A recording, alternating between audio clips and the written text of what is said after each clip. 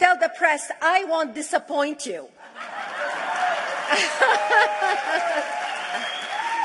As you very well know, I am not politically correct, so you need to check your sensitivity sleeves out the door. Brigitte Gabriel has just entered the room. So what I'm going to do right now is I'm going to crunch 1,400 years of Islamic history in 5 minutes and make it as exciting as I can possibly make it. Because I hated history when I was a little girl. At this age, I appreciate history. And now I understand why they say those who don't learn from history are doomed to repeat it. In order for you to understand why Western civilization is very different than the Islamic world, you need to understand the history of Islam. When Prophet Muhammad supposedly revealed his revelation from the angel Gabriel that he is supposed to be the last of the prophets in the early 600s, he started preaching in his own city, Mecca. He tried to recruit friends and followers to be able to spread his religion. And he tried for 12 years and failed.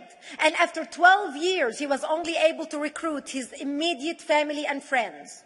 So he decided, if I go to Medina, which was the Jewish hub of Arabia, the business hub where the Jews lived, if I go there and preach my religion to them, if they accept me, that will buy me respect and stature between my own people, and they will accept me. So Prophet Muhammad started borrowing a lot from the Old Testament to make his religion more palpable to the Jews, to make it a lot similar. This is why you see a lot of similarities between Judaism and Islam. For example, Jews don't eat pigs, Muslims don't eat pigs. Jews pray a few times a day, Muslims pray a few times a day. Jews fast on Yom Kippur, Muslims fast on Ramadan. And this is why you started seeing a lot of good writing in the beginning of the Quran when Prophet Muhammad was saying all the good things about the people of the book. He took his message and went to Medina trying to recruit the Jews, talking about the people of the book, talking about how similar the two religions are. When they refused to accept him and follow him as the last of the prophet, that's when he turned against them and started killing them and started expelling them. That's when Islam went from a spiritual movement for the first 12 years of Islam into a political movement cloaked in religion after the year of the Hijrah, after Muhammad went to Medina and the Jews did not accept him. He became a military warrior and declared war on them and started expelling them. Jews and Christians became dhimmi, or second-class citizens. They were only allowed to stay alive and not be killed only by paying the jizya, or the protection tax. So they had a choice: convert to Islam, or if you want to stay alive, you have to pay the jizya or protection tax, living as dhimmi in the Islamic nation. Christians and Jews could not ring church bells. Jews could not blow the shofar. Christians could not ring church bells. They could not pray publicly. Christians and Jews could not gather together and build new churches or new temples. And the way they paid the jizya, or the protection tax, was in a monthly ceremony where they would get together downtown and the Jew would kneel on his knee and hand his goods to the mullah, who would take the goods as the price for buying the protection. And in many areas, Jews and Christians were given necklaces to wear as a receipt that they paid their jizya, or their protection tax. Jews considered najis under Islam. Najis is bodily fluid. Najis is garbage. Najis is dogs. Najis is dirty. So Christians and Jews were treated as second-class citizens. Islam continued to grow. As Islam grew, more people became dhimmi, or second-class citizens. Jews and Christians were given identifiable clothing. The yellow star, which was given to the Jews, that most people think is a German invention. It was actually an Islamic invention in the 9th century in Iraq by the second Khalif al-Mutawakkil of Iraq, who invented the yellow star for the Jews to be identified as they walked down the street. Because Jews were considered najis, if a Muslim man or a Jew walked on the same side of the street, the Jew had to cross the other side so the Muslim man can walk, so he's not dirtied by the filth of the Jew. Christians were given the zunnar, the belt, which most of you men are wearing right now. That was an Islamic invention for the Christians. Islam continued to grow. They went all the way to Jerusalem. They conquered Jerusalem. Christians couldn't ring their church bells in Jerusalem. The Pope in Rome in 1090 told the Christians, how could you sit idly by and allow your brethren to suffer like this in the Holy Land? You need to go liberate the Christians. You need to go help the Christians. That's why the Crusaders were launched. The Crusaders were not launched because they just felt like waking up in the morning and going and converting a bunch of Muslims or beheading them. The Crusaders were launched to liberate Jerusalem. And they were able to liberate Jerusalem for less than 100 years before Salah ad-Din al-Ayyubi, Saladin, took it back, and Jerusalem remained under Islamic control until 1967, when the State of Israel liberated Jerusalem, where Christians, Jews, and Muslims could pray under the same sky.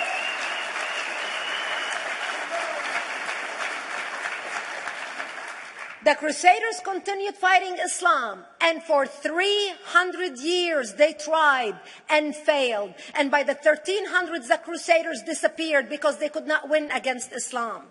Islam continued to expand. They went all the way to Central Europe. They went all the way to China. They went to India. They conquered Spain. They changed the name of Spain from Spain to Andalusia. And they started, as they advanced, as they conquered more nations, more people paid the jizya, or the protection tax. And this is how the Islamic Empire grew.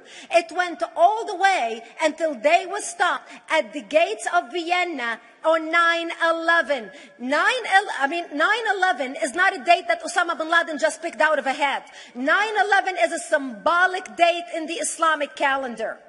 By the 1600s, Islam had covered more of the earth's surface than the Roman Empire did at its peak.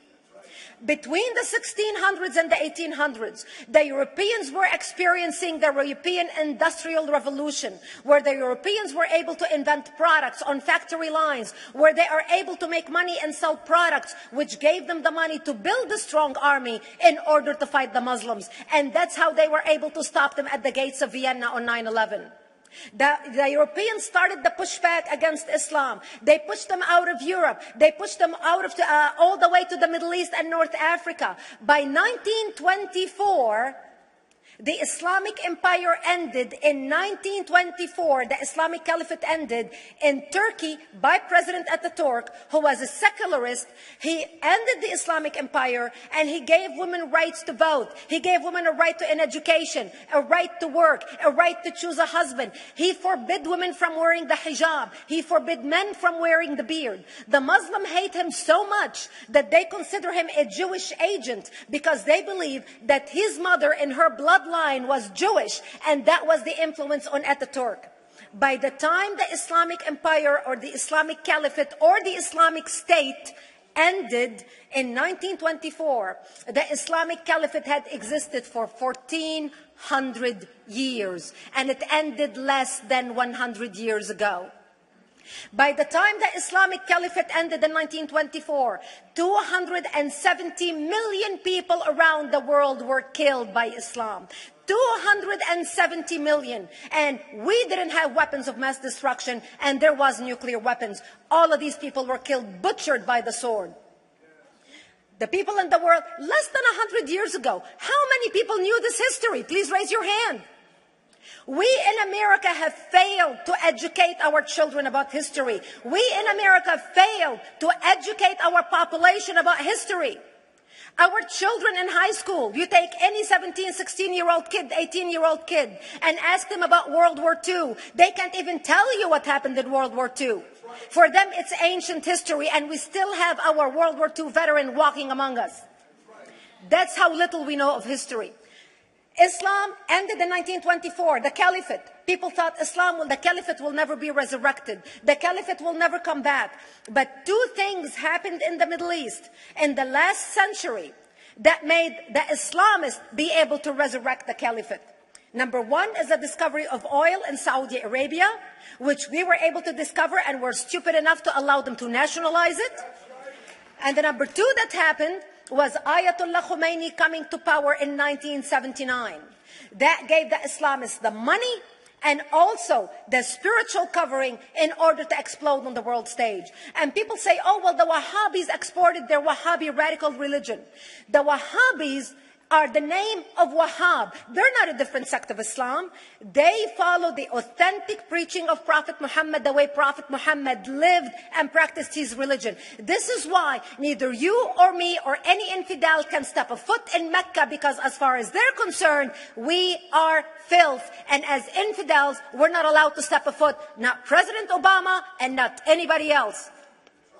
As a matter of fact, Al-Qaeda used to use Saudi Arabia and its success as an excuse to recruit members, as the example to show them how Allah has blessed Saudi Arabia because of the way they adhere to the tenets of Islam.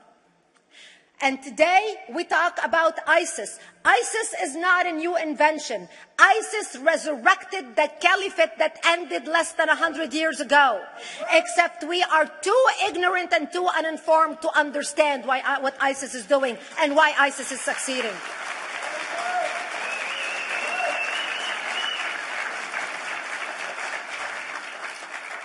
Two things you need to understand about Islam and the principles of war in Islam. One is the law of taqiyya, which means lying and deception. It means that a Muslim man can lay his hand on the Quran and swear that he is telling the truth, knowing that he is lying, but also knowing that the Quran will forgive him because he is advancing the cause of Islam. The second thing you need to know about is that the Treaty of Al-Hudaybiyah, which is an Islamic principle of war and a model on how to deceive your enemy when you have to sign peace treaties with your enemy. And it is based on an example by Prophet Muhammad. Prophet Muhammad was attacking the Meccans and their caravans when he was living in Medina. One day he attacked them because this is how he got the goodies. He would attack them, rob them, and spread the goodies among his men. And this is how he was able to recruit, because this is how people made money without working. And so he attacked the Meccan caravans. When he realized he's not able to defeat the Meccans in that city of Al-Hudaybiyah, in that place, he signed a 10-year treaty with them. Does that sound familiar? A 10-year treaty with them that says he will not attack them, he will have peace with them, he will not declare war on them. Muhammad used the treaty for 2 years to build his military, strengthen his army, and when he realized he was strong enough to attack his enemies when they least expected it, because they thought they had a peace treaty with Muhammad, he broke the treaty, attacked them 2 years later, and Mecca fell within 24 hours because they were not expecting the attack. And that became a principle of war in Islam. And to give you an example of how that is practiced, this is why anything signed with Iran means nothing to them. And to give you an example of how this law has been put to use in recent history, Yasser Arafat, who's not an Islamist, but he is a Muslim, met with the Israelis and signed the Oslo Accord in 1993. Remember all the handshaking at the lawn of the White House? The Oslo Accord, Yasser Arafat used the peace treaty, the Oslo Accord with Israel, to get Israel to bring him back and give him his territory, finance his military, train his police, and give his police the weapons. Yasser Arafat broke the Oslo Accord 8 years later, didn't even wait 10 years, and declared the second intifada in 2000, and all hell broke loose. He used the same treaty to win and deceive against his enemies and deceive his enemies. When Jordanian press, after Yasser Arafat signed the Oslo Accord with Israel, and Egyptian press would interview Yasser Arafat, and they would say, how could you sign a peace treaty with the devil? How could you sign a peace treaty with the Jews? Yasser Arafat will tell them, remember Hudaybiyah. That's all he would have to say. The whole Muslim world knew exactly what Yasser Arafat was talking about. We in the West and the Jews in Israel, it was over their heads. Nobody understood what Hudaybiyah was referring to. And this is the type of deception that we are dealing with. So when Iran signs a peace treaty with the United States for 10 years, they are using us as useful idiots, as gullible, ignorant people who are signing a peace treaty with the devil in order for Iran to continue her thing.